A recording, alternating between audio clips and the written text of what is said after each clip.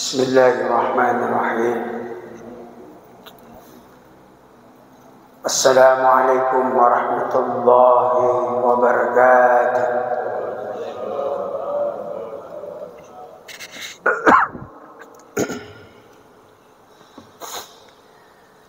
Alhamdulillahi rabbil alamin, alladzi ahyana ba'da ma amatana wa ilaihi nusyur.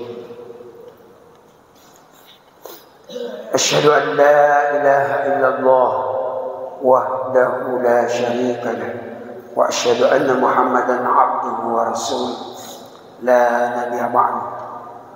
Allahumma salli ala sayyidina Muhammadin wa ala alihi wa sahbihi ajma'in. Bapak-bapak, ibu-ibu, jamaah subuh yang dirahmati oleh Allah Subhanahu wa taala. Di subuh yang berberkah ini kita sangat bersyukur kepada Allah Subhanahu wa taala karena masih memberikan kita kekuatan, kesehatan, begitu pula keafiatan, sehingga kita dapat menjalankan perintah Allah Subhanahu wa taala dengan berjamaah yang sempurna. Banyak orang diberikan kesehatan tapi tidak diberi keafiatan. Apa bedanya? Kalau orang yang sehat tidak afiat, berarti dia sehat tapi tidak diberi kesempatan untuk melakukan kebaikan. Kalau sehat walafiat, dia diberikan kesehatan, tapi diberi juga kesempatan untuk selalu berbuat baik. Itu namanya afiat. Banyak orang yang sehat, tapi begitu bangun di subuh hari, bukan ke masjid, langsung ke pasar, ngurus dagangannya. Ya. Dan ini banyak biasa kita saksikan. Oh, subuh-subuh bangun, ternyata mau ke pasar, tidak salat subuh dan sebagainya. Atau bangun subuh-subuh tapi mau pergi olahraga. Itu sehat itu, tapi tidak afiat. Mestinya begitu bangun, laksanakan dulu salat perintah Allah, itu afiat. Karena Allah cinta orang-orang yang senantiasa berbuat baik. Wallahu yuhibbul muhsinin. Dan Allah sangat cinta hambanya yang senantiasa berbuat baik.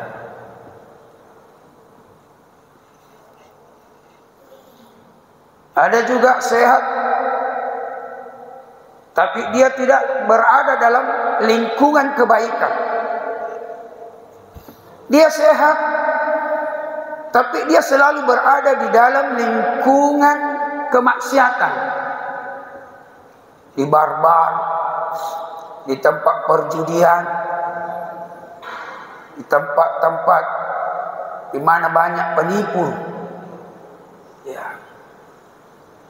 Nah, itu sehat, tapi tidak afiat karena tidak berada di dalam lingkungan kebaikan.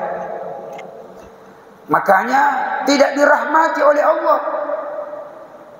Yang dirahmati oleh Allah adalah orang-orang yang selalu berada dalam lingkungan kebaikan. Misalnya kita berada di masjid, berada di tempat kerja mencari rezeki yang halal, berada di sekolah dan sebagainya, di kampus untuk mengajar dan sebagainya. Itu lingkungan kebaikan. Dan itulah orang-orang yang dirahmati oleh Allah. Inna rahmatallah qaribun minal muhsinin. Sesungguhnya rahmat Allah Subhanahu wa taala sangat dekat kepada orang-orang yang berada dalam lingkungan kebaikan. Jangan berada di lingkungan kemaksiatan. Apabila kita berada di lingkungan kemaksiatan, Allah melaknat.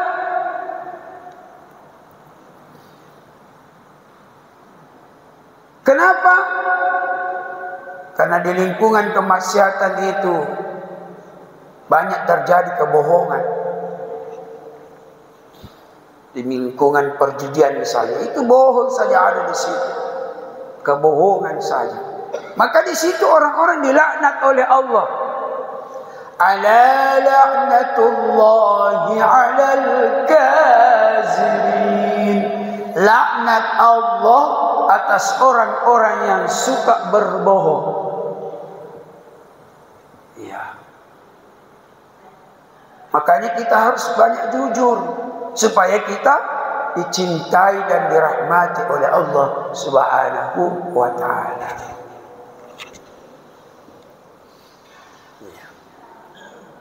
Berada di lingkungan di mana terjadi kezaliman, banyak-banyak kezaliman di sana, lingkungan maksiat, menzalimi diri sendiri, menzalimi istri dan sebagainya, menzalimi orang tua dan sebagainya, lebih-lebih menzalimi Allah dan Rasulnya.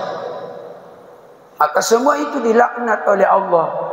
Ala la'natullahi 'alaz zalimin.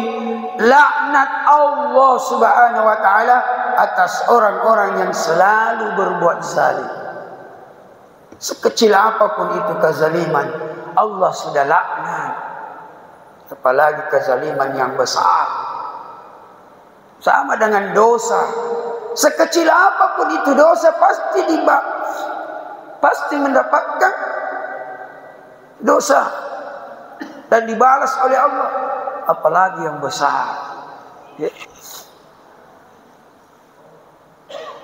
Oleh karena itu Bapak dan Ibu yang dirahmati Allah SWT, untuk selalu berada di lingkungan kebaikan, selalu berbuat kebaikan, maka perlu kita menjaga diri kita bagaimana bisa menguasai nafsu yang ada pada diri kita. Karena Allah Subhanahu wa ta'ala sudah menciptakan nafsu yang diletakkan pada diri manusia. Ada 3 komponen. Yang pertama an-nafsul ammarah, yang kedua an-nafsul lawwamah, dan yang ketiga an-nafsul mutmainnah. Bagaimana kita bisa menahkodai nafsu ini supaya kita selalu berada dalam lingkungan kebaikan dan berada senantiasa berbuat kebaikan, supaya kita ini sehat walafiat, jangan cuma sehat toh. Ya. Nah, oleh karena itu kita tahu bahwa yang selalu membuat kerusakan pada diri manusia itu adalah an-nafsul ammarah. Kenapa nafsul ammarah itu? An-nafsul ammarah itu selalu mendorong kita, selalu membawa kita untuk selalu berbuat jelek, selalu berbuat dosa. Itu saja nak pikir bagaimana keburukan, kejelekan kita lakukan. Innan nafsa la'ammaratun bis-su'. Sesungguhnya nafsul ammarah itu selalu membawa kita kepada keburukan dan kejelekan. Makanya jauh itu, kendalikan itu. Ya. Minimal kalau kita tidak mampu al-mutmainnah, selalu menjauhi keburukan dan kejelekan, ya, kita kembali lagi ke nafsul lawwamah yang tengah-tengah. Ketika kita berbuat kesalahan, cepat-cepat sadar dan bertaubat kepada Allah Subhanahu wa ta'ala. Itu an-nafsul lawwamah. Ya, pertengahan. Ya. Seimbang antara kebaikan dan keburukan, selalu dihindari dan begitu merasa bersalah, sadar, cepat bertaubat dan menghapus keburukan itu dengan menggantinya kebaikan. Dan yang ketiga, an-nafsul mutmainnah, nafsu yang paling tenang. An-nafsul mutmainnah ini cenderungnya selalu berbuat kebaikan. Ini nih untuk orang-orang yang sehat dan afiat. Ya. Cenderung senantiasa kebaikan, selalu berbuat kebaikan, selalu berada dalam lingkungan kebaikan, bergaulnya dengan orang-orang yang baik, yang bisa membuat dia selalu ingat kepada Allah. Bergaul dengan orang-orang yang soleh, bukan bergaul dengan orang-orang yang salah. Soleh, salah, beda-beda tipis. Maka an-nafsul mutmainnah inilah yang paling dicintai oleh Allah Subhanahu wa ta'ala. Sehingga ketika di akhir hayat itu dipanggil oleh Allah, ya ayyatuhan nafsul mutmainnah, wahai jiwa yang tenang, wahai jiwa yang bahagia, wahai jiwa yang selamat,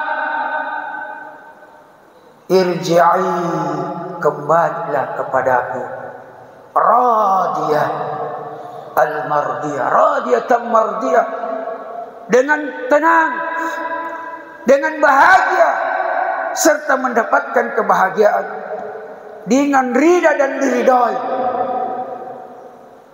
Ya, an-nafsul mutmainnah. Ya.